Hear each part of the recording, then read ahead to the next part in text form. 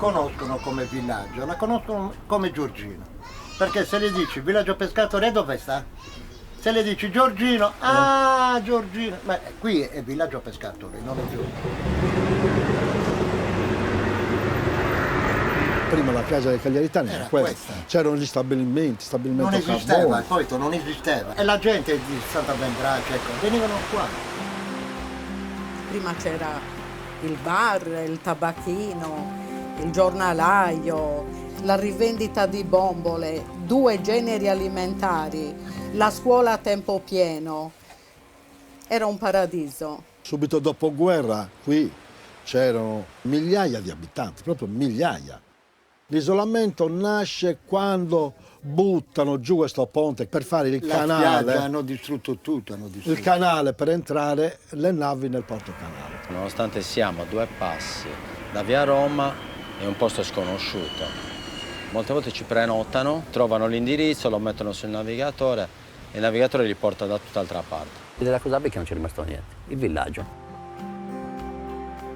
Non c'è più un tabacchino, non c'è una posta, non c'è nessuno, voglio dire. Usare nemmeno la bicicletta, perché andiamo in bicicletta e ci danno. Andare a piedi da quel ponte è un rischio per la pelle, perché camminano come dannati. Invece in questo ponte era più stretto, però era più sicuro.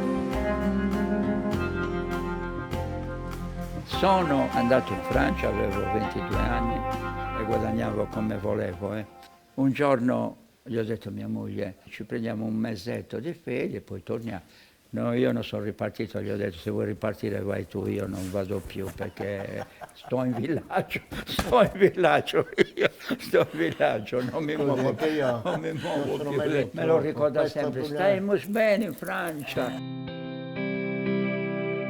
Io non andrei a abitare da nessun'altra parte della città, neanche se spostassero il villaggio. Per molti aspetti l'isolamento è anche un aspetto positivo, nel senso c'è più tranquillità, c'è più silenzio. Vengo a fare una passeggiata, che bel posto, che bel posto, tante cazzo da Ce ne sono case in affitto. Ma nella mia, è bella che incontrate questa dama del villaggio. Il villaggio è una meraviglia. È vivibile, no? È bello. Villaggio ormai rovinato.